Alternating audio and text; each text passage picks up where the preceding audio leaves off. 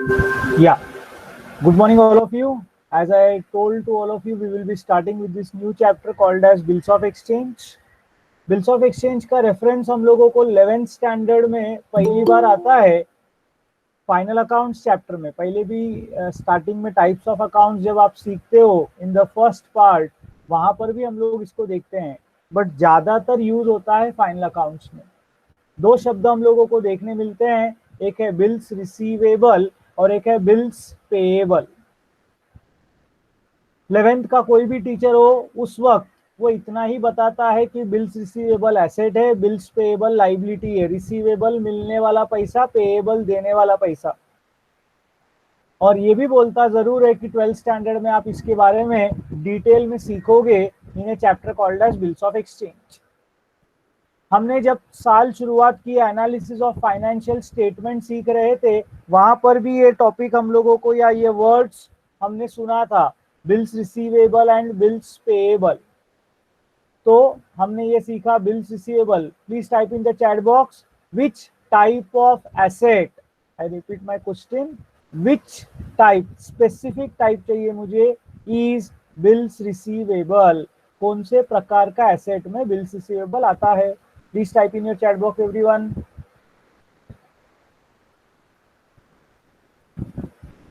Bills receivable हा कुठला प्रकारचा एसेट आहे? ओके, करंट एसेट्स में भी आगे चल के हमने कुछ और भी सीखा था। Current assets broad is correct. Yes Asmita, very good. Specific मतलब specific, it is a quick asset which can be quickly converted into cash. Yes, very good. Likewise, bills payable is a current liability and it comes under the category of quick liabilities. अब ये होता क्या है? Let us try to understand it very carefully. सबसे पहला, इसका जन्म कहां से हुआ? पहले हम लोग उसके बारे में थोड़ा समझने की कोशिश करेंगे कि जन्म कहां से हुआ। हम लोग जानते हैं कि इस बिजनेस की दुनिया में लोग एक दूसरे के ऊपर बहुत ट्रस्ट करते हैं। ट्रांजैक्शंस दो प्रकार के होते हैं, एक होता है कैश ट्रांजैक्शन, एक होता है credit transaction. Cash transaction is a very simple process जो आप मैं रोज करते हैं, जहां पर हमको कोई सामान खरीदना है, हम सामान खरीदते हैं और पैसा देते हैं। This is called as a cash transaction. Credit transaction में होता क्या है? आज सामान खरीदते हैं, पैसा बाद में देंगे, ऐसा बोलते हैं, then it is called as a credit transaction. So my dear friends, cash transaction में होता क्या है? सामान के बदले में कैश मिलता है, लेकिन क्रेडिट ट्रांजैक्शन में सामान के बदले में हम लोगों को जो है, we either have a debtor और अ क्रेडिटर। अब डेटर क्रेडिटर ये भाषा समझने को बहुत डिफिकल्ट जाता है, इसीलिए हम लोग दो कैरेक्टर्स हमेशा पूरे साल भर में सिखाते वक्त यूज करूंगा।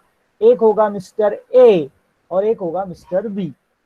आई रिपीट माय वर्ड्स, एक होगा मिस्टर ए और एक होगा मिस्टर बी। ए हमेशा हमारा क्रेडिटर होगा, A will be our creditor. Creditor वो इंसान जो सामान बेच रहा है, और बी यानी हमेशा हमारा डेटर होगा, बी यानी वो व्यक्ति जो सामान खरीद रहा है। तो मैं हमेशा बोलूंगा ए ने बी को गुड्स बेचा, ए ने बी को गुड्स बेचा। This will be my standard dialogue throughout this chapter. अब समझने की कोशिश करो मेरे दोस्तों, ए ने बी को गुड्स बेचा, तो definitely let us say that आज का तारीख क्या है? What is today's date? It is 25th of May 2020। अब 25th May 2020 को अगर ए ने बी को गुड्स बेचा, 1 लाख रुपए का गुड्स बेचा, I will be using the chat box, everyone concentrate there. So A sold goods of ₹1 lakh to Mr. B on 25th May 2020 for a credit of, yeah, on 3 months credit. Very simple transaction. A sold goods of rupees 1 lakh to Mr. B on 25th May 2020 on 3 months credit. बोलो, इसका मतलब ए को B से पैसा कब मिलेगा? तो 25th मई के बाद हम लोग 3 महीना गिनेंगे, मई के बाद जून, जुलाई, अगस्त. सो 25th अगस्त 2020 को ए को बी से पैसा मिलने वाला है. ये एक भरोसा है ए और बी के बीच में कि 3 महीने के बाद बी ए को पैसा देगा. अब चालू है कोविड का टाइम, कोरोना वायरस. जून महीने में समझ के चलो बाय बैड लक बी को कोरोना हो गया, हालत खराब हो गया, और जुलाई के तीसरे हफ्ते में बी का डेथ हो गया. सब लोग ध्यान से समझना. ए ने बी को 25 मई को सामान बेचा, 3 महीने का उधारी, 1 लाख रुपए का गुड्स. लेकिन बी का जुलाई के तीसरे हफ्ते में डेथ हो गया कोरोना के वजह से. दुख भीख तो सब ठीक है. 25 अगस्त को ए को बी से पैसा मिलेगा क्या? एस और no type on the chat box. No मतलब छोड़ देने का. अगर आप ए की जगह पे होते तो आप ये पैसा छोड़ देते. नो किसके लिए बोल रहे हो आप? पैसे के लिए बोल रहे हो कि छोड़ने के लिए बोल रहे हो? बैड डेब्ट्स होगा. हाँ, bad debts is a language. Basically नुकसान होगा आपका. Bad debts is an accounting language, it's a jargon. हम लोग अकाउंट्स की भाषा में बोलते हैं पैसा हमारा डूब गया. क्या आप ऐसा 1 लाख रुपया छोड़ने को तैयार होगे क्या? ऑब्वियस आंसर है नो. ठीक है, डेथ हो गया, दुख है, पर्सनल, इट इज ओके. लेकिन when it comes to business, A जाएगा बी के घर पे, अपना दुख वगैरह व्यक्त करेगा. बी का जो भी लड़का है या बी का वाइफ है उसको बोलेगा ऐसा ऐसा बात हो गया था 25 मई को 25 मई को मैंने सामान बेचा था. अरे तन्मय यार, तू बकवास मत कर प्लीज. जो सिखा रहा हूं उसको सीख, नहीं तो ना मैं तेरे को एडमिशन कैंसिल कर देगा. ये सब नॉनसेंस है, health insurance and all. Try to understand the basics what I am trying to teach. तू बहुत होशियार है तो फिर क्लास मत लगा. तू साथ में रहे, हमारे रिक्वेस्ट है मेरा. तो अब ए का परिस्थिति सोचो. उसने गया बी के घर पे. अब बी से पैसा मांगने वाला बी तो है नहीं. ए और बी का आपस का घनिष्ठ संबंध था, दोस्त लोग थे, बहुत सारा उन लोग आपस में बिजनेस कर रहे थे. एंड अब बी के लड़का या बी का वाइफ दुकान में बैठा है. ए बोलता है मेरे को ना 1 लाख रुपया 25 अगस्त को मिलने का है. अब रोल रिवर्सल. अभी आप सोचो बी के रिलेटिव हो, you are relative of B. तुम्हारे सामने मैं आया, लेट अस से आई एम ए, और मैं बोलता हूं 1 लाख रुपया दो. What will be your reaction? क्या करो? उठा के 1 लाख रुपया दे दोगे क्या? ऑब्वियसली मेरे पास एक इनवॉइस होगा. हाँ, सो नहीं दोगे तो क्या बोलोगे? नहीं देता है बोलोगे, जा नहीं देता है जा, ऐसा बोलोगे? You will have to ask something more. This something more reason पूछेंगे, correct. will take more time. कौन सा चीज के लिए? Yes, proof. सौरभ बोला बरोबर. थोड़ा टाइम के बाद देंगे, ये सब ठीक है, लेकिन एक चीज बहुत इंपॉर्टेंट है, आदित्य और सौरभ ने लिखा, निधि ने लिखा, वो है प्रूफ कि क्यों देना है आपको पैसा. तो इसीलिए always it is very important that apart invoice is a proof, no doubt. Invoice जो सामान बेचते वक्त बनाया रहेगा, that is called as an invoice. तो इसके अलावा एक और कागज ए बी पर बनाता है और उस कागज को हम लोग नाम देते हैं बिल्स ऑफ एक्सचेंज। क्यों बनाते हैं? उसका सबसे पहला basic reason proof of sale. पहला रीजन है प्रूफ ऑफ सेल। ना what is proof of sale? आप बोलोगे सर बिल बनाया, इससे बड़ा प्रूफ क्या चाहिए? अब बिल बनाने के पीछे ए और बी इन्वॉल्व थे, ठीक है, तो उसमें जो है एक बार ए ने बी को सामान बेच दिया, सामान बी के पास पहुंच गया, बिल घूम गया, कुछ और हो गया XYZ कारण, तो ए के पास और एक कुछ तो भी साधन होना चाहिए, इसीलिए ये कागज का निर्माण हुआ, that is bills of exchange. तो पहला हम लोग समझेंगे what is a bill of exchange. मैं पहला उसका डेफिनेशन बताता हूं and then we will proceed further.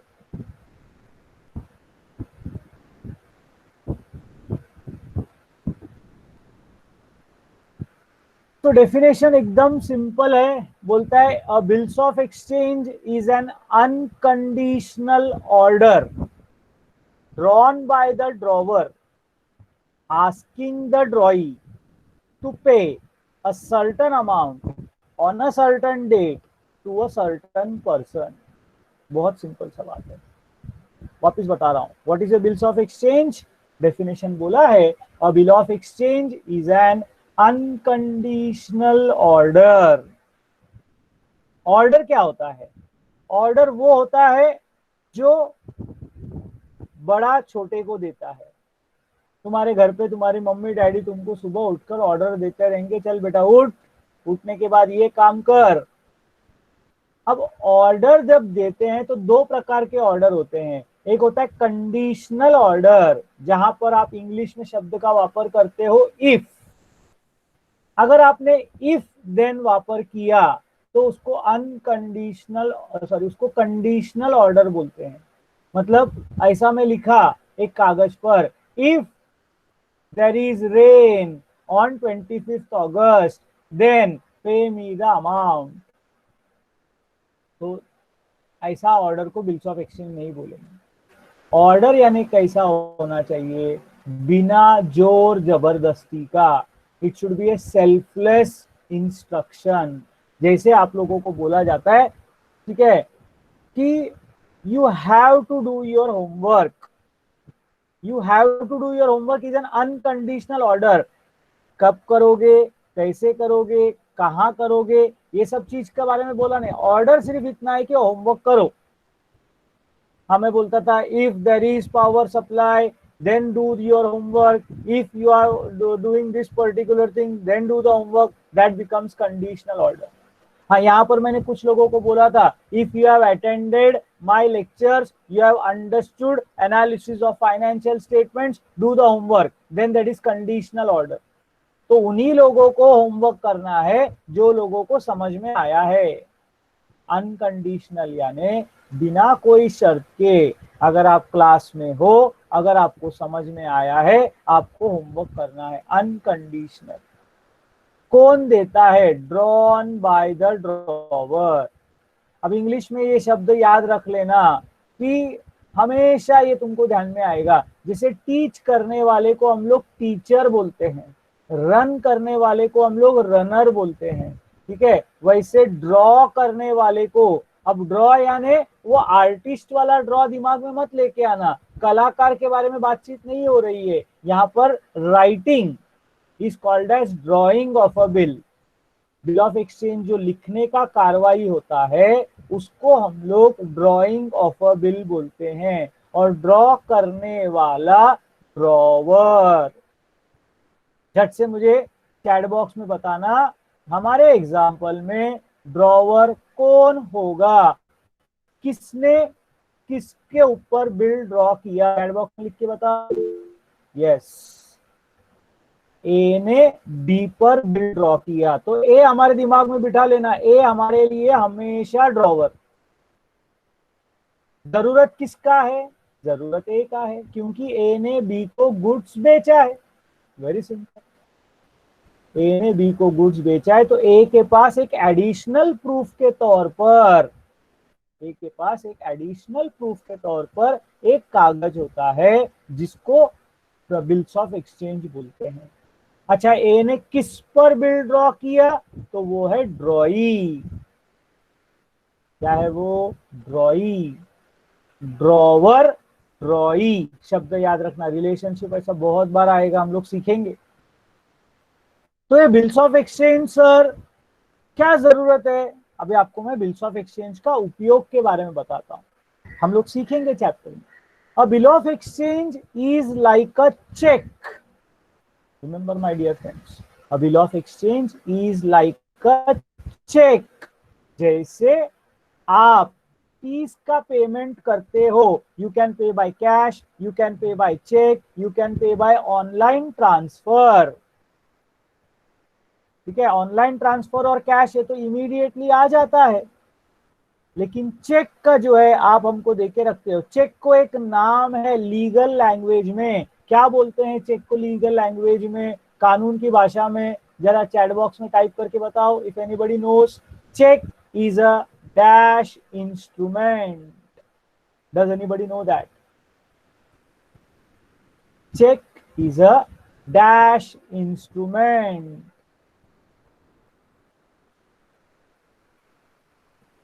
Credit instrument, very close.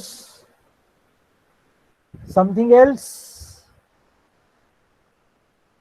अगर मेरे को किसी स्टूडेंट ने 5,000 रुपए का चेक दिया, 5,000 रुपए का चेक दिया, वो चेक से मैं क्या क्या कर सकता हूं, कोई बता सकता है क्या? वो चेक पे तारीख लिखा है 25 अगस्त का, बैंक में जाके आज मैं डालेगा 25 अगस्त का चेक, तो मेरे को आज पैसा मिलेगा क्या? ऑफकोर्स बैंक में डिपॉजिट हो सकता है, लेकिन वो 25 अगस्त को एनकैश कर सकते हैं, ट्रांसफर कर सकते हैं। ट्रांसफर यानी सचिन, सचिन ध्रुव, दो जन कुछ बोल रहे हैं अलग तरीके से। Deposit is a very common answer, correct, perfect. Order instrument, no. Financial, very close, yes Shivani, it is a negotiable instrument. किसने बताया शिवानी?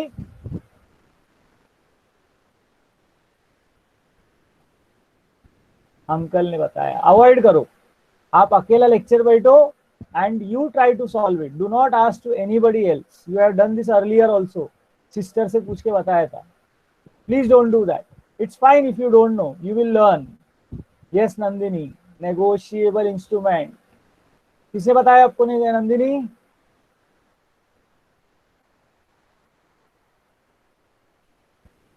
सर ने बताया था। Okay fine, very good. If you remember that, it's very great. So what is a negotiable instrument? Try to understand that, my dear. Negotiable मतलब transferable.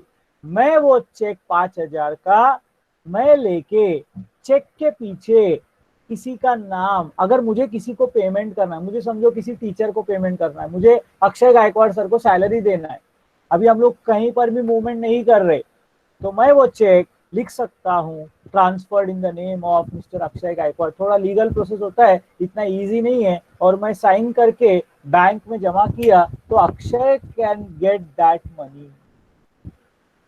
It is a transferable document and this process of transfer is called as endorsement, को बोलते हैं endorsement. तो पहला वो खुद के पास रख सकता है, याद रखना 25 अगस्त तक मैं चेक खुद के पास रख सकता हूं। दूसरा, मैं जो है ये चेक दूसरे को एंडोर्स यानी ट्रांसफर कर सकता हूं।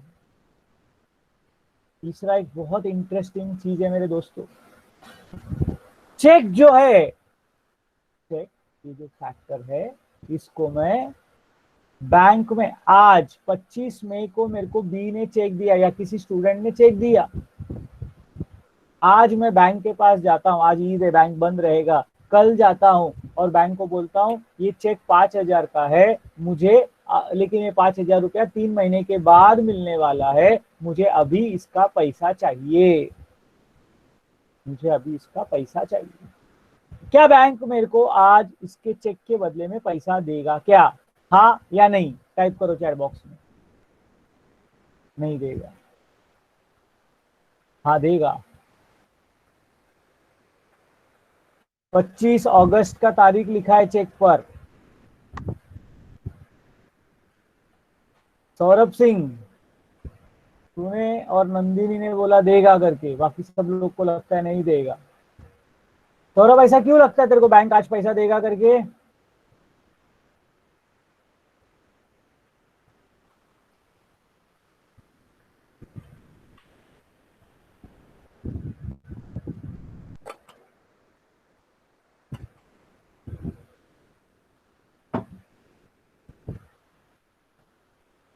चेक जमा करके, अब सुन लो, सब लोगों ने सुन लो, ये प्रैक्टिकल वर्ल्ड में बहुत काम होता है।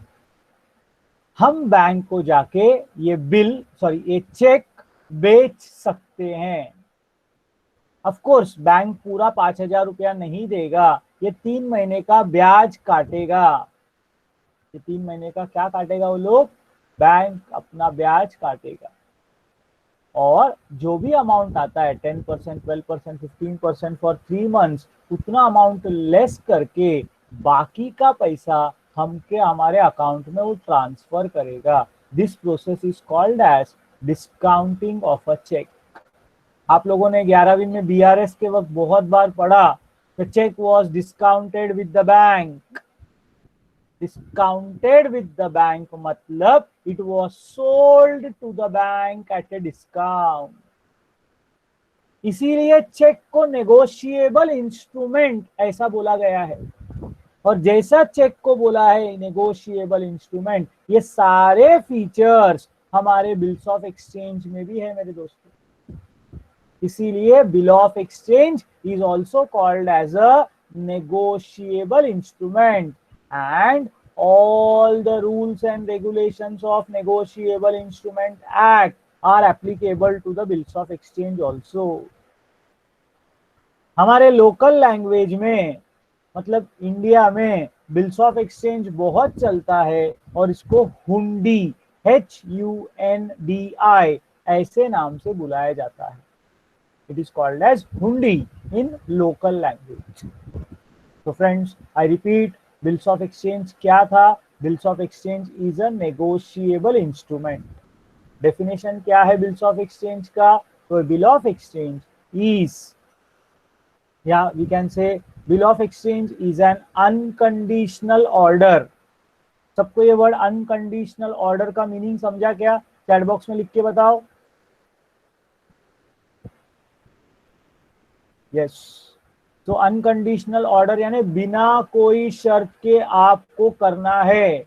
यहाँ पर किसको क्या काम करना है अगर आप लोग समझने की कोशिश करो तो बी को ए को पैसा देना है, बी ने ए को पैसा देना है, दैट इज द ऑर्डर। तो a bill of exchange is an unconditional order drawn by the drawer। drawn म्हणजे बनवायचं। चेक जब लिखते हैं ना, उसको थोड़ा अच्छा इंग्लिश में बोलते हैं drawing a cheque. A cheque is drawn, वैसा ये bill of exchange is drawn. Draw करने वाले को ड्रॉवर, ये शब्द का प्रयोग किया गया है। और जिस पर ड्रॉ होता है उसको बोलते हैं ड्रॉई। Okay, now the most important parts. क्यों ये कागज बनाया है?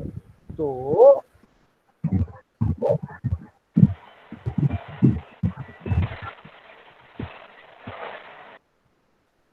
धन्यवाद। तो क्यों ये बनाया गया है? ये bill of exchange is an unconditional order drawn by the drawer asking the ड्रॉई, काय के लिए? टू पे, मैंने बोला है पैसे का खेल है। To pay a certain amount on a certain date to a certain person. तीन चीज वहां पर सर्टन है। सर्टन म्हणजे निश्चित। काय काय निश्चित आहे? तारीख, अमाउंट आणि व्यक्ती। what are three things which are fixed, certainly happening? One is your amount to be paid। मेरे एग्जांपल में ए ने बी को कितने रुपए का गुड्स बेचा था दोस्तों? If you can remember, 1 lakh. Yes, on a certain date, कौन से तारीख को हम लोग पेमेंट की बात कर रहे हैं, 25 अगस्त 2020, टू अ सर्टन पर्सन, किसको देना है। अब या तो ए को खुद को मिल सकता है पैसा, या जैसे मैंने बोला ए ने अगर किसी तीसरा व्यक्ति, हम लोग लेते हैं सी, सी को अगर हम लोगों को पेमेंट करना है, एंडोर्समेंट हो गया, तो उस व्यक्ति का नाम भी रहेगा। तो friends, three things are certain. अब सोचो एक कागज में मैंने आपसे लिख के लिया, I will pay some amount on some date to somebody, तो उसका कोई अर्थ नहीं होता। तीन चीज सर्टन होना चाहिए, नेम, डेट एंड अमाउंट। तो ऐसा आपका पहला डेफिनेशन तैयार होता है, जिसका नाम है बिल्स ऑफ एक्सचेंज। मैं बोलता हूं, आप जहां बैठे हो वहां पर मेरे साथ रिपीट करने की कोशिश करो। मैं जानबूझ के स्लाइड बंद रखा है, दिमाग पे जोर लगाओ, क्योंकि तुम एक बार जोर लगाओगे और दूसरे बार अपन लिखेंगे ना, आपको जिंदगी भर ये डेफिनेशन याद हो जाएगा। मेरे दोस्तों, मैंने 12वीं में पढ़ाई किया था, तुमको मालूम है, कोई अंदाजा लगा सकता है मेरा 12वीं कौन से ईयर में हुआ रहेगा? When did I pass my 12th standard?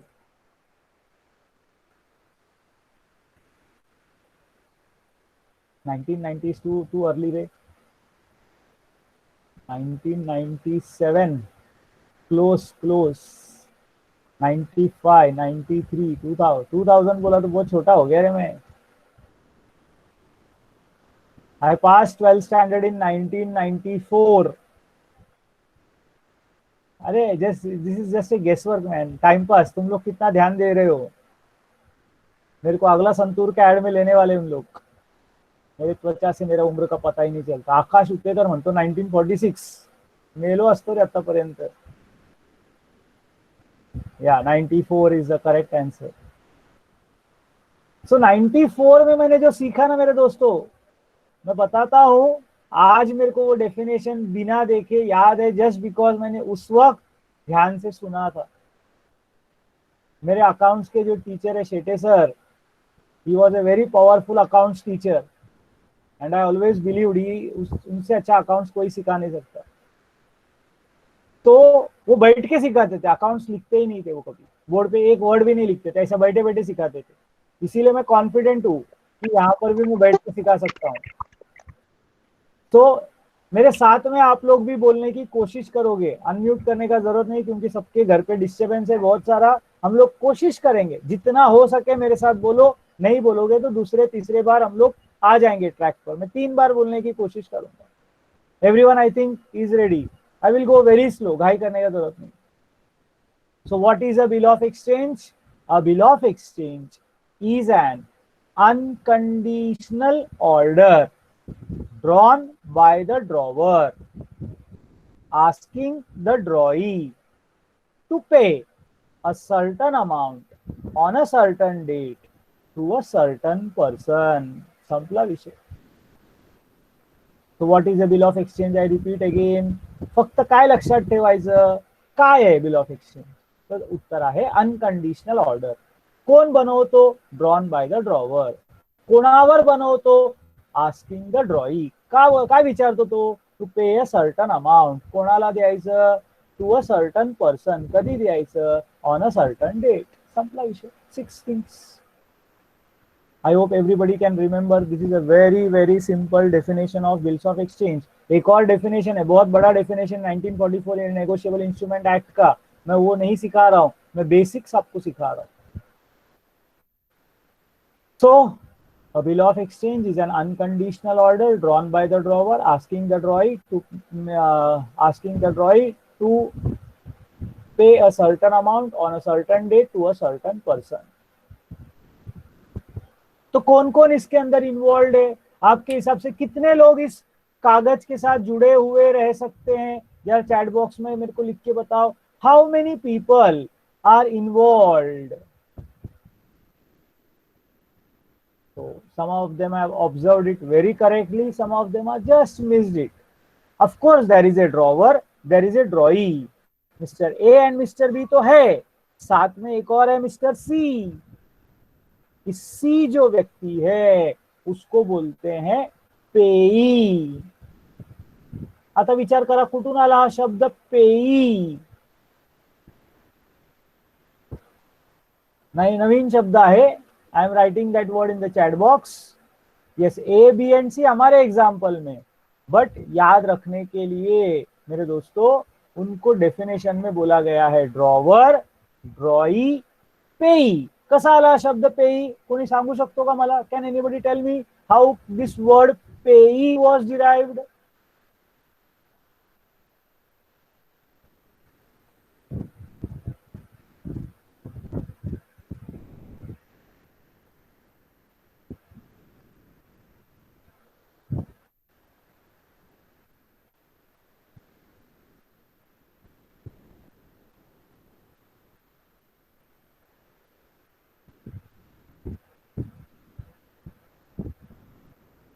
मेरे को चैट बॉक्स दिख रहा नहीं. I am just waiting, something has happened.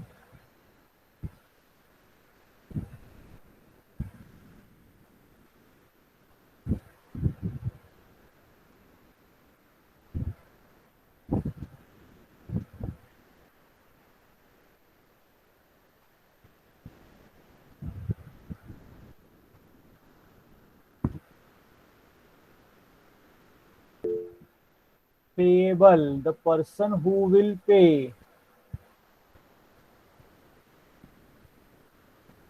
Sir, bank no payee. Payable person.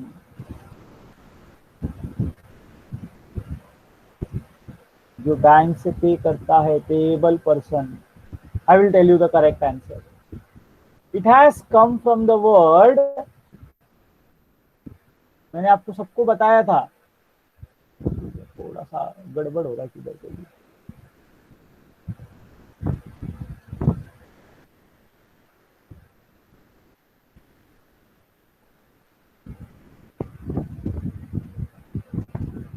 Drawer से शब्द आया ड्रॉई. ड्रॉवर से शब्द आया ड्रॉई. वैसा जब ए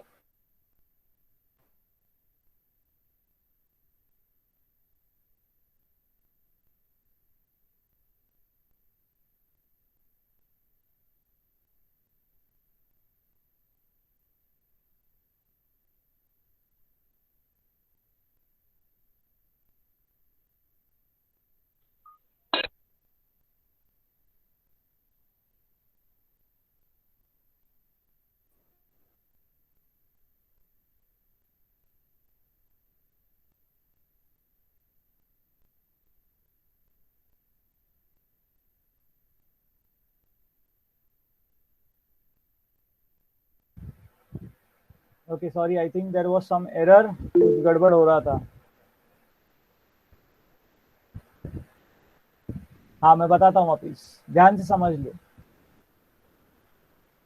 हमने सीखा कि ड्रॉवर होता है एक, जो ड्रॉ करता है वो ड्रॉवर, जिस पर ड्रॉ करता है वो ड्रॉई.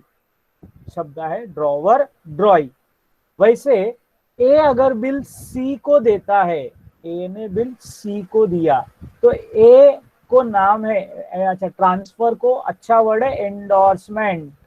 तो ए को बोलते हैं एंडोर्सर, ENDORSER, एंडोर्सर. तो बी बन जा सॉरी सी बन जाता है एंडोर्सी.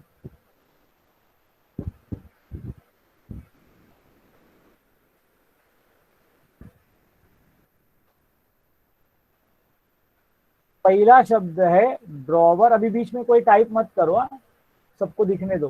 पहला शब्द है ड्रॉवर, ड्रॉई. जो बिल ड्रॉ करता है वो ड्रॉवर, जिस पर ड्रॉ करता है वो ड्रॉई. दूसरा शब्द है एंडोर्सर, एंडोर्सी. जो एंडोर्स करता है, जो ए ने सी को बिल ट्रांसफर किया, तो ए हो गया एंडोर्सर और सी हो जाता है एंडोर्सी. अब मेरे दोस्तों इधर से शब्द आया पेयर, पेई. जो पे करता है वो पेयर और जिसको पैसा मिलता है वो पेई. तो 3 शब्द याद रखने का, ड्रॉवर ड्रॉई, एंडोर्सर एंडोर्सी, पेयर पेई। अब एक साथ आपको ये तीनों मैसेज टाइप करना है, कॉमा कॉमा देके। पहले मेरे को बताना मेरे एग्जाम्पल में ड्रॉवर ड्रॉई कौन है, ड्रॉवर ड्रॉई अपने एग्जाम्पल में कौन है, टाइप करो फटाफट। Who is the drawer, who is the drawee. तो सिर्फ ए मत टाइप करना। तो A is the drawer and B is the drawee. Very good, perfect. Yes Ritesh Sonawane, very good, perfect, very nice. Now tell me next question. Yes, yes, all of you have understood this now.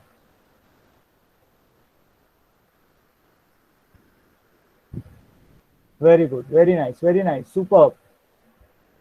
Now, who is endorser and who is the endorsee? Endorser कौन है, endorsee कौन है? मेरे example में किसने किसको bill दिया? So A is the endorser and C is the endorsee. AC मत लिखो, ऐसा लगता है कि AC चालू कर दिया आपने। नहीं, बी नहीं है एंडोर्सी। अनिता घोष रॉन्ग है, ईशा मिश्रा रॉन्ग है। बी एंडोर्सी नहीं है। ए ने बिल किसको दिया? सी को दिया। अब मुझे बताओ बिल किसके हाथ में, याद रखना सी के हाथ में है। तो पेयर पेई कौन होगा, ये जरा सोच के बताओ। Who will be the payer and who will be the payee?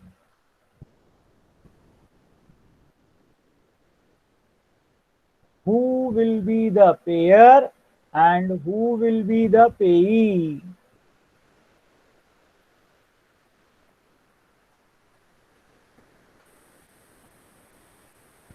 Yes, yes, correct. A is the payee, C is the payer. A is the payer, C is the payee. आपको example अभी तक नहीं समझा क्या? रुक जाओ रुक जाओ रुक जाओ, गड़बड़ कर दिया सब लोगों ने। कुछ लोगों को समझ में आया। सी पेयर,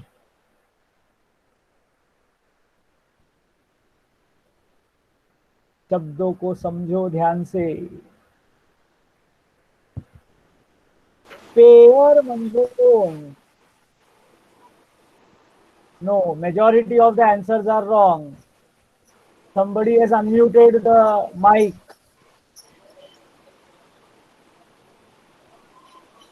किसी का तो भी माइक चालू है, बंद करो प्लीज।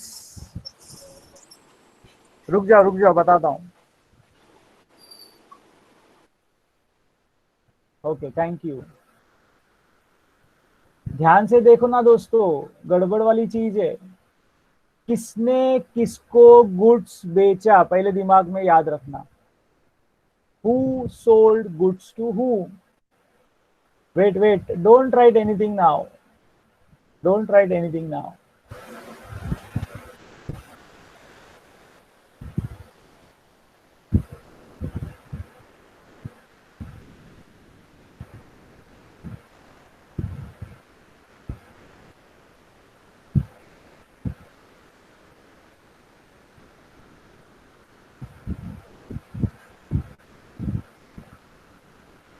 अक्षय कावडे, माझा व्हाईट स्क्रीन दिसतोय का बाळा?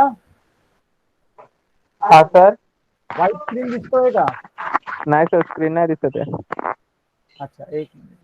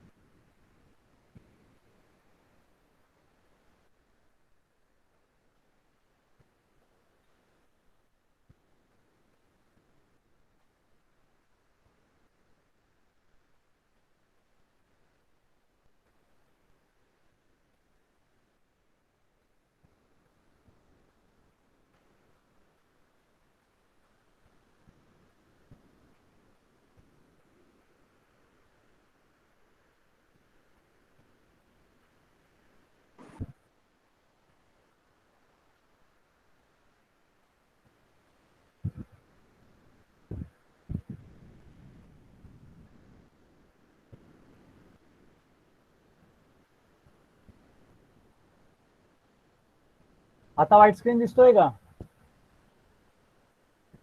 नाही सर, अजून तरी नाही.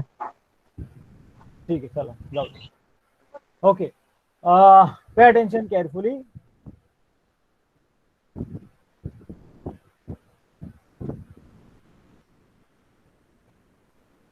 Let us try to understand by taking a very simple example. कि there are three people, A, B and C. तीन लोग हैं हमारे पास. एक है मिस्टर ए, दूसरा है मिस्टर बी और तीसरा है मिस्टर सी. अब समझ लो, ए ने क्या किया, बी को गुड्स बेचा. ए ने क्या किया, बी को गुड्स बेचा. अब बी ने क्या किया बदले में, बी ने ए को एक कागज पर लिख के दिया. That is what we call as bills of exchange.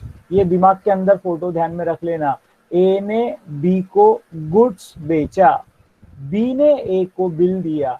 अब ए ने क्या कर दिया, वो बिल लेके जाकर ए ने दे दिया मिस्टर सी को.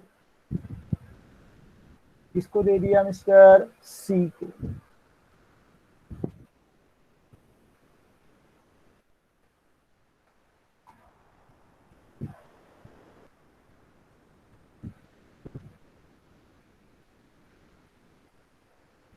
Try to understand the transaction very carefully. ए ने बी को गुड्स बेचा, बी ने ए को बिल दिया. अब ए ने वो बिल किसको दे दिया, सी को. तो हमारे एग्जाम्पल में A is the drawer. Everybody has understood this very clearly. B is the drawee. And this Mr. C will be called as. अच्छा, फिर उसके बाद क्या हुआ, ए ने बिल सी को दिया तो ए हो गया एंडोर्सर. अब बिल मिला किसको, सी को, तो C will be called as endorsee. यहां तक सब लोगों को समझ में आ गया, इसमें कोई डाउट नहीं है, इधर तक सब लोगों को क्लियर हो गया. अब मुझे बताओ, पैसा देने वाला कौन है, सामान उधारी में खरीदा किसने था, सामान उधारी में खरीदा था मिस्टर बी ने. तो ड्यू डेट वाले दिन पैसा कौन देगा, तो पैसा देने वाला मिस्टर बी. तो B will become payer, B will become payer. और पैसा अभी बिल किसके पास है, मिस्टर सी के पास है. तो पैसा मिलेगा किसको, तो मिस्टर सी को मिलेगा. तो सी विल बिकम पेई of the bill. So who is the payer of the bill, Mr. B, and who is payee of the bill, Mr. C. बोलो, ये रिलेशनशिप पेयर और पेई समझ में आया क्या? So who is the payer and who is the payee? B is the payer and C is the payee. Yes, जिन लोग भी गड़बड़ कर रहे थे समझ लो. अच्छा, एक सिचुएशन बताता हूं मैं, ध्यान से सुन लेना सब लोग. अगर सोचो ए ने ये बिल सी को दिया ही नहीं, दे सकता है, हम लोग बोल रहे, एक ऑप्शन है. अगर ए ने वो बिल सी को दिया ही नहीं, तो ड्यू डेट वाले दिन बी पैसा किसको देगा,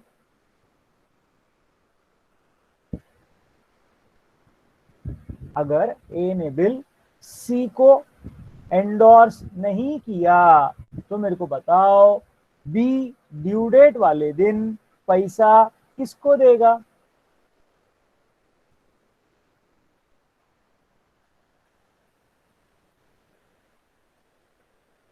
ए को देगा.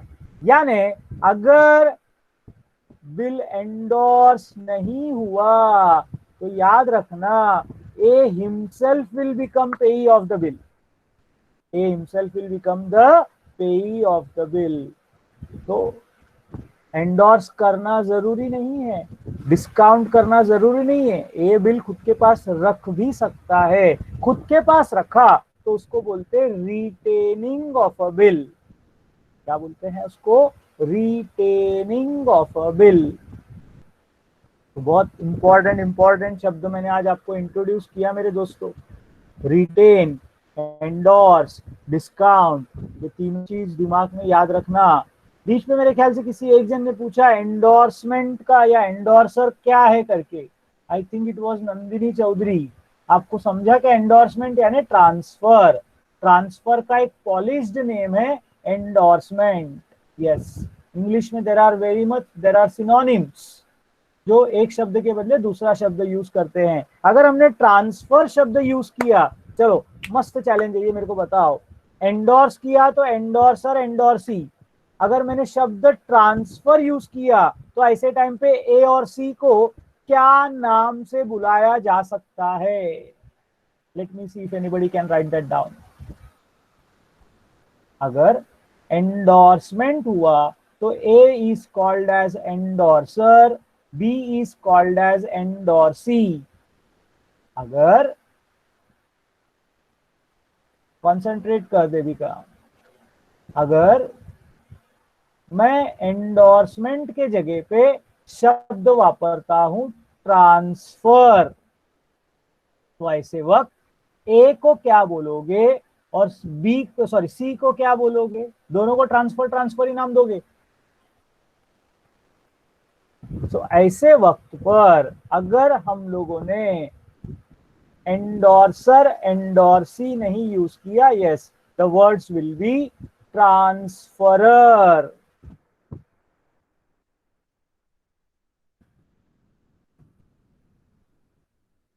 ट्रांसफरर। और ऐसे वक्त याद रखना C will be called as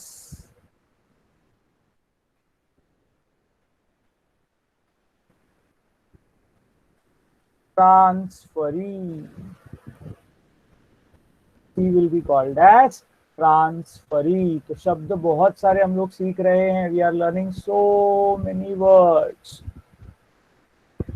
endorser का हमने दूसरा नाम भी समझ के लिया, ट्रांसफरर ट्रांसफरी, या हो सकता है एंडोर्सर एंडोर्सी। सी को पैसा मिलता है इसीलिए सी, और can also become payee of the bill. So there are three parties which are always related to a bills of exchange, and the three parties which are related to a bills of exchange are called as drawer, drawee and payee. Drawer कौन है? Drawer is the person who draws the bill. जिस पर draw किया उसको बोलते हैं drawee. Drawer, because bills of exchange is a negotiable instrument. A चाहे तो बिल खुद के पास रख सकता है, चाहे तो दूसरे को एंडोर्स कर सकता है, या चाहे बैंक को जाके बेच सकता है। अगर उसने किसी और को एंडोर्स किया तो जिस व्यक्ति को एंडोर्स किया उसको बोला जाएगा एंडोर्सी। जो एंडोर्स करता है दैट इज एंडोर्सर। थोड़ी देर पहले मैंने बताया एंडोर्समेंट को दूसरा नाम है ट्रांसफर, तो ट्रांसफरर ट्रांसफरी ये शब्द भी आ सकता है। अब जब ड्यू डेट 25 अगस्त आएगा, एक बात तो पक्का है कि बी पैसा देगा, जिसके हाथ में बिल है उसको पैसा देगा। तो बी, एक बात पक्का है, B will be the payer, उसको पैसा देना है। अब बिल अगर ए ने खुद के पास रखा है तो वो खुद पेई बनेगा। अगर उसने सी को दे दिया तो C will become payee of the bill. So this is what we have just written down. We have understood पहला bills of exchange का definition. Parties to a bill of exchange में drawer, the person who draws a bill of exchange is called as drawer of a bill. Drawee, the person on whom the bill is drawn is called as drawee. Payee के बारे में बोला है, the person to whom the amount of bill is payable on the due date is called as payee of the bill.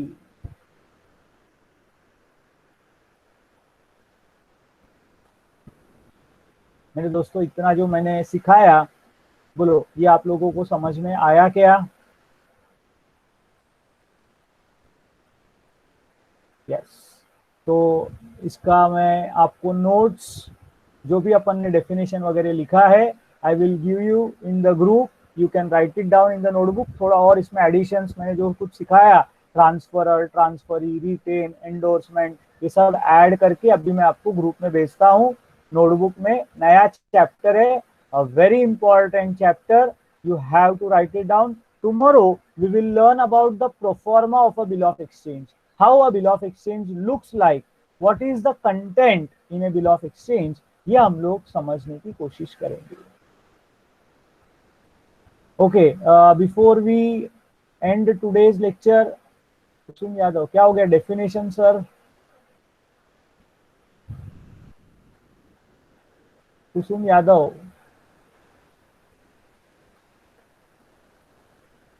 हाँ, definition, parties और बाकी का जो कुछ चीज मैंने सिखाया एग्जाम्पल के साथ, वो सब आपको आपके नोटबुक में लिखना है। हाँ, मैं बोल रहा हूँ कल का थोड़ा सा गड़बड़ हुआ, I understood because we were engage with many things.